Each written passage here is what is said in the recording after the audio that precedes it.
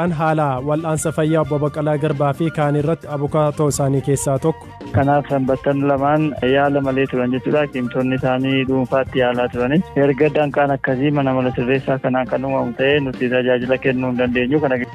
Kaafaa'uun mootummaan gaaffii koo deebisu malee sochiin duula filannoo goonu ammatti hin jiru jechuu. Amma rakkoon qabutti filannaan qabnu gaafachaa dhumaa nama nuti seen boordii filannoo isaa ta'u mootummaa isaa ta'u gaafachuutti fufna. Waldhabdee daangaa Itoophiyaa fi Sudaan irrattis gabaasa qabna. Orooroon yoomii fi eessatti qabatama? Fardiif gaachannoo qorataa seenaarraa iyyaafanneera.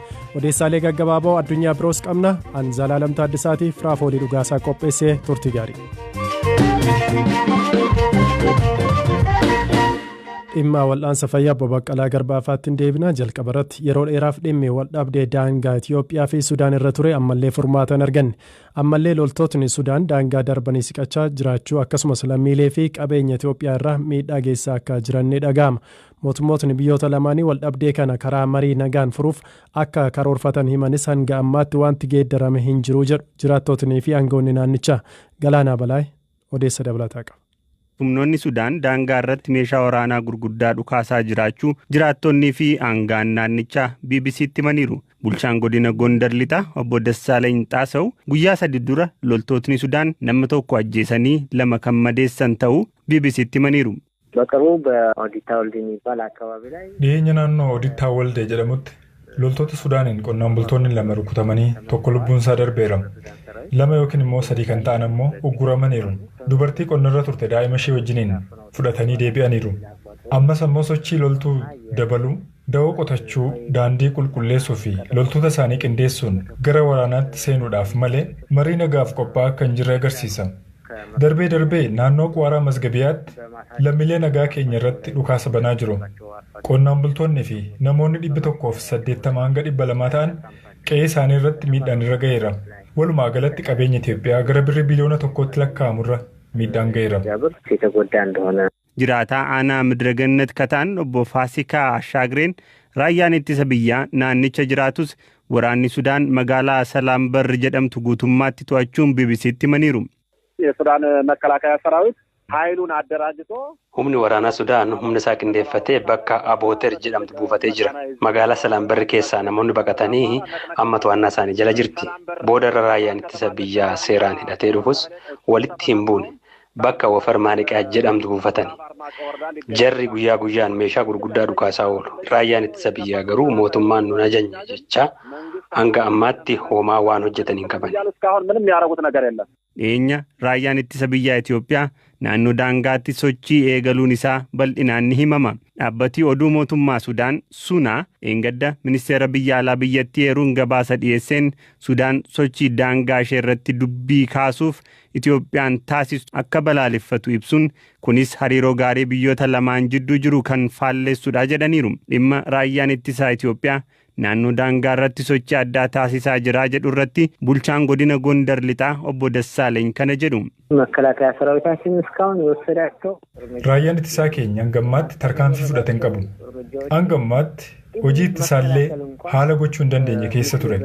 Sochii mootummaan karaa nagaa fi mariin furuudhaaf jalqabe eeguun alatti sochiin biraa otoo jiraateera ta'e naannoo daangaa sana irratti wantoota uumaman kamuu qixeessuun ni danda'ama. Torban 2 dura hoogganaa waraana olaanaa Sudaan eeruun daangaa hawaasa Itoophiyaa waliin irraa lafa ishee akka deebifattu miidiyaan Sudaan gabaasuun isaanii yaadatama. Itoophiyaan gama isheen wal dhibdee uumame kana mariin hiikuu dura Sudaan lafa qabatte gadhiisuu akka qabdu ibsiteetti. Dubbii himaan ministeera Haajaa Alaa Ambaasaadder Diinaa Muftii yeroo sanitti ibsa kennaniin Sudaan gara durii isheetti yoo hin deebitu ta'e mariif gadi taa'uun akka hin danda'amne dubbatanii turani.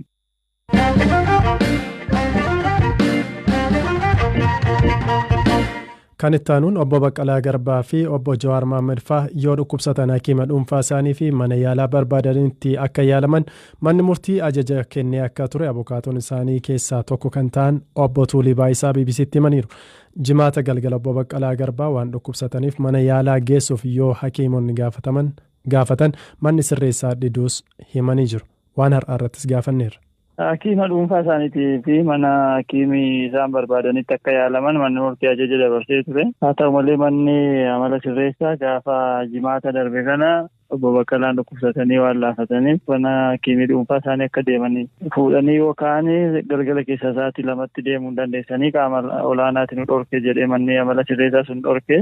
Kanaaf sanbattan lamaan yaala malee turan jechuudha. Hakiimtonni isaanii dhuunfaatti yaalaa turanis erga danqaan akkasii mana amala sirreessaa kanaan kan uumamu ta'ee nuti tajaajila kennuu hin dandeenyu. Kana gidduutti rakkinni yoo dhufetti gaafatamummaan hin fudhannu jedhanii tajaajila kennaa turan addaan kutanii. Kanaaf sanbata kana lamaan hundi isaaniiyyuu tajaajila yaalaa malee turan jechuudha. Kanaaf laaffatanii waan jiraniif kaleessa ganama mana murtii eeyyannoo barreessine manni murtii irra deebi'ee kana dura ajaja kennaa ture. Yeroo adda addaatti ajaja kennee ture hakiimii dhuunfaa isaaniitii fi mana hakiimii dhuunfaa isaaniitti akka yaalaman.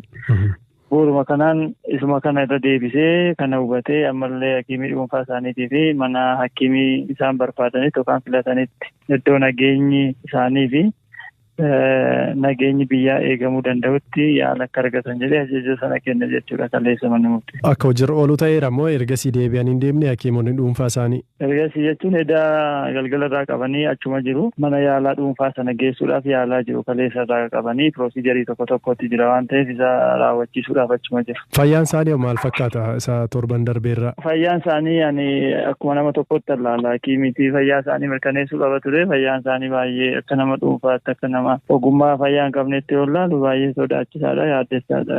Fayyaan isaanii garmalee laafanii hin jijjiisu malee ol jedhanii nama dhufu. Tarii waa'ee beellama isaanii waa'ee dhimma isaanii irratti waan ta'e haasa'ameera. Beellamni gaafa 22tti beellamamee jira. Amma sanatti waan ta'u hin beeknu. Gaafa 22 garuu beellama qabu mana murtiiti. Kun kanaan osoo jiru har'a sa'a booda obbo Baqqalaa Garbaa dhukkubsatanii yaaliif jecha hospitaala Xoor Haayiloocha akka galfaman maatiirraa mirkaneeffadheera jedhan obbo Tuuliin. Yaalii akkamii argataa jiru kan jedhuu fi hakiimota dhuunfaa isaaniirraa qulqulleessuuf yaallee qunnamuu hin dandeenye kan jedhan obbo Tuuliin maatiin garuu achi galfamuu isaanii mirkaneessineera naan jedhan jechuun BBCtti dubbatan. Obbo Baqqalaa Garbaa, obbo Jawaar Maammadii fi Hamzaa Adaanaa fa'a ergaa lagannaa nyaataa jalqabanii guyyoonni 20 darbaniiru.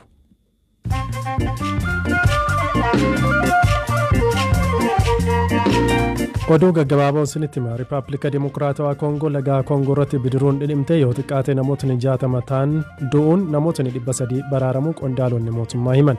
Bidiruun kun baha magaalaa guddoo biyyattii Kinshaasaatti osoo galgala imalarra jirtu dhagaatti bu'uun akka miidhaan irra ga'e jiraattonni himaniiru.